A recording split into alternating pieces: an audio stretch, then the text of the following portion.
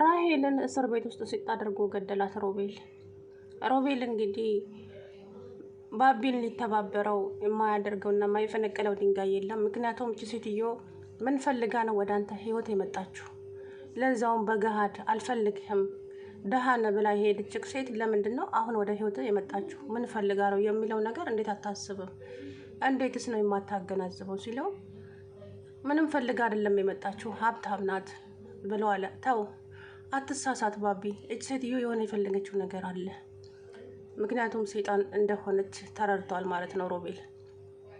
ከዛም እውነትህን እኮ ነው፣ ግን ታዲያ እንዴት ነው ማወቅ የምችለው ምናምን ሲለው ገዳይ መሆኗ ሳይታወቅ በፊት ማለት ነው። ከዛም እሷ የሆነ ነገር እኮ ያስታውቃል። ሲጀመር አቶ ተስፋዬ ታግተው ማለት ነው የባቢ አባት ታግተው አቶ ግርማ አግቶት ታውቃለች፣ የታገተበትን ታውቃለች፣ አቶ ግርማ መጥፋቱንም ታውቃለች። ሁሉንም ነገር ያቀናበረችው እሷ ናት። ግን ባቢ ምን አለችው?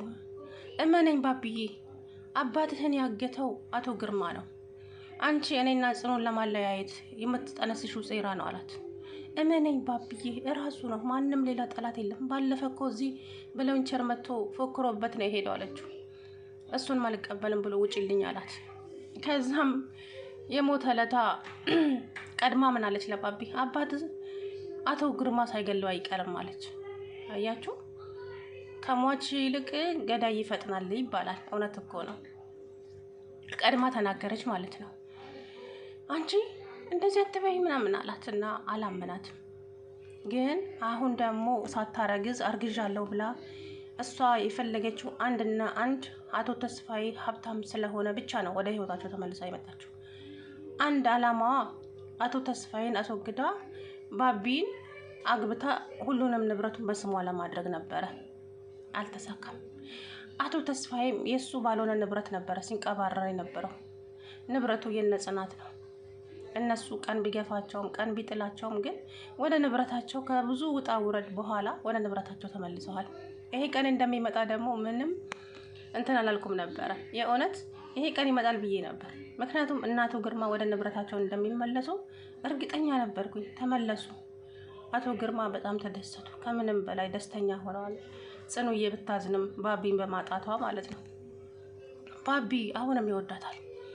ግን ደግሞ ከዚህ በኋላ አይደለም አብሬክ ልሆን ላቅፈ ይቅርና አይንህን አይደለም ድምጽህን መስማት አልፈልግም አለችው። ለምን? በፊት እንኳ ያው ፎቶ ስለላከችለት ምንም እንትን አላለችም። ብታዝንም ግን አርግዤልታለሁ ስትላት ነው ውስጧ የደማው ጽናት። ባቢንም መንገድ ላይ ያገኘችውና እንግዲህ አረገዘችልህ አይደል አለችው።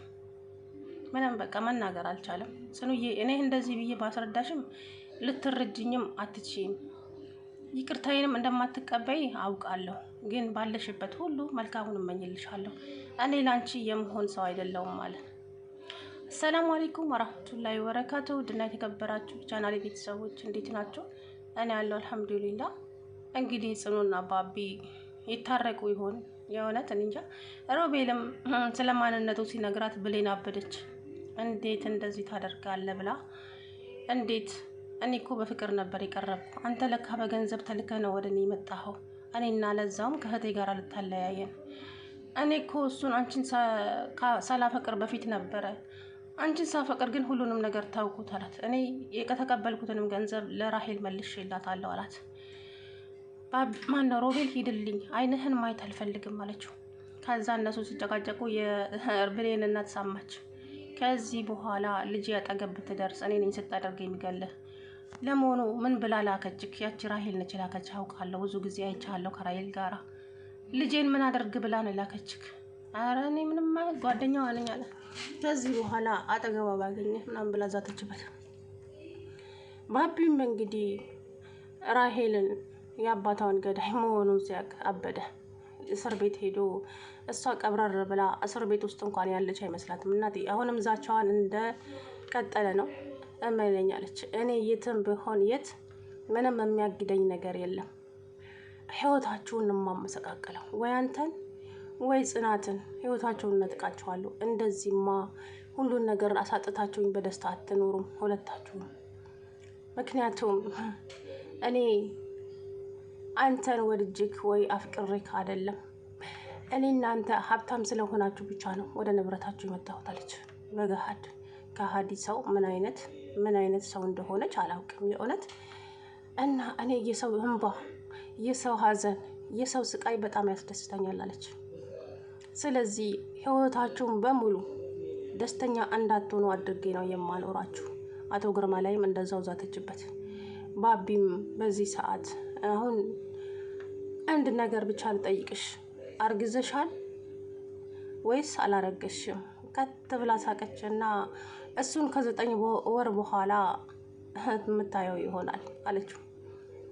ከዛም አሁን ግን አንተና ጽኑ አንድ ላይ ይኖራሉ ብላችሁ እንደው ተሳስተሃል፣ ህይወትህን ሲኦል ነው የማደርገው አለችው።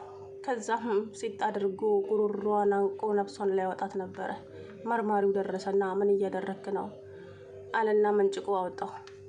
ከዛ በኋላ ራሄል ሰራልሃለሁ ባቢ ጠብቀኛለች። ከዛም ጽኑ መጣች።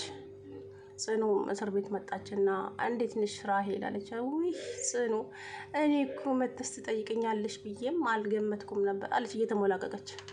አደል አለቻት። ግን እንዴት ነሽ ጽኑ? ያንን ፎቶ ግን ስታዩ ምን ተሰማሽ አለቻት።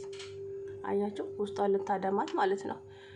አንቺ ግን ምን አይነት ሴት ነሽ? ምን አይነት ጨካኝ ነሽ? ጨካኝ ገና መቼ አየሽና አለቻት። ገና መቼ አየሽና? ይሄማ ገና በትንሹ ጅማሬ ነው አለቻት። ጽኑ ግን እውነት ለምን እኔና ባቢን እንደዚህ ማድረግ አስፈለገ? ምክንያቱም ባቢዬ እኔ ስለሆነ፣ ባቢ ፍቅረኛዬ ነው። ደግሞ አርግዤለታለሁ። እሺ አለቻት። ምን? አዎ አልነገረሽም እንዴ? ወይኔ አርግዤለታለሁ እኮ አለች። አውቃ እኮ ነው። እርግዝና ምንም የላትም እሷ ሲጀመር ማለት ነው። አላረገዘችም።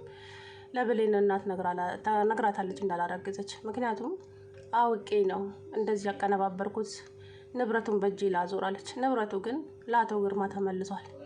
ምንም ማድረግ አይቻልም። አቶ ግርማም እንግዲህ ቢሮ ውስጥ ቁጭ ብሎ ልክ አቶ ተስፋዬ ያቺ ወንበር ላይ ቁጭ ብሎ እንደሚሽከረከረው እየተሽከረከረ ሳቁን ያቀልጠዋል።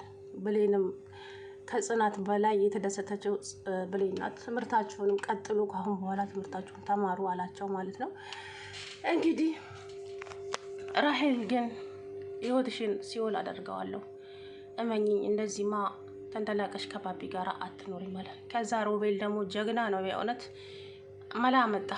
እዛም እስር ቤት ሄደው መርማሪ የሆነ ነገር እንድታግዘን እንፈልጋለን እባክህን አለው። ምን ላግዛችሁ ሲለው ራሄልን በሆነ በሽታ እንድትታመም አድርገን ሐኪም ቤት ትግባ፣ ከዛ በኋላ ትመርመርና እርጉዝ ትሁን አትሁን ለማወቅ ሲል ይህንን እንኳን ማድረግ አልችልም ይቅርታ አላቸው መርማሪው። እባክህ መርማሪው እባክህ ልለምንህ፣ ህይወቴን አበላሸችው፣ ህይወቴን አመሰቃቀለችው፣ ይሄን ብቻ አግዘኝ ስለው እንዴት ላግዝ እችላለሁ ባቢ? ይሄንን ማድረግ እኮ አልችልም፣ እኔ ከአቅሜ በላይ ነው አለው። እባክህን መርማሪ አለው። ሮቤልም አንተ ብቻ እሺ በለን እንጂ እንዴት እንደምናደርግ እኔ ራሴ አውቃለሁ አለ ሮቤል። እሺ ለምሳሌ እንትና እቺ ራሄል በሆነ ነገር ታመመች፣ እንደ ሳልም ይሁን እንደ ብቻ የሆነ ነገር እንደ ሽታ አድርጎ ይመማት፣ ከዛ በኋላ ሐኪም ቤት ትገባለች። በዛ አጋጣሚ እናንተም ቼክ ታስደርጋታላችሁ ከሐኪሞቹ ጋር ተነጋግራቸው አላቸው ማለት ነው። እሺ አለ። ደስ አለው ባቢ ማለት ነው። እንግዲህ ሮቤል የሆነ የሚሸታተ ነገር ምን አላውቅም እኔ የሆነ ሽታ ያላቸው ነገር ብቻ አላውቅም አመጣና መሬቱ ላይ ጣለው። ከዛም ጠራትና መጣች። ልክ እንዳየችው አይኗን እያቅበዘበዘች ወዲያ ወዲህ ማየት ጀመረች። አፍንጫዋንም እንደመያዝ ሆነች። እንግዲህ በዛ ቅስፈት ነው ሐኪም ቤት ይዘዋት የሚሄዱት ማለት ነው። ከዛ ዶክተሮቹን ያናግሩና እንደምንም እንግዲህ ይተባበሯቸዋል ብዬ አስባለሁ። እሷ አርግዙ አይደለችም ሲጀመር፣ አውቃ ልጁን ህይወቱን ለማበላሸት እንጂ። እኔ አንድ ራሄል እዚህ ውስጥ በሆን ሺህ ራሄል ከውጭ ያለች አለች እኮ። የብሌን እናት እንድትተባበራት ታደርግ ነበር። የብሌን እናት ደግሞ ይሄንን አትተባበራትም። ምክንያቱም የብሌን እናት ወደ እነ ጽናት ትመለሳለች። እነ ጽናት ወደ ሀብታቸው ስለተመለሱ ማለት ነው። በፊትም ደሃ ስለሆኑ ነው ከነሱ ሸሽታ ወደ ራሄል የሄደችው ነበረው። አይ ጊዜ ሰው በቃ በገንዘብ እኮ ነው የሚንቀሳቀሰው የምር። እና እንግዲህ ራሄል ዛሬ የቀብር ስነ ስርዓቷ ነው እላቸዋለሁ። ነፍስሽ እንግዲህ ከምን ይረፍ ልበልሽ፣ ምክንያቱም መልካም ነገር አልሰራሽ። ለማንኛውም እንግዲህ አይዞክ ባብዬ፣ ድሉ ያንተ ነው።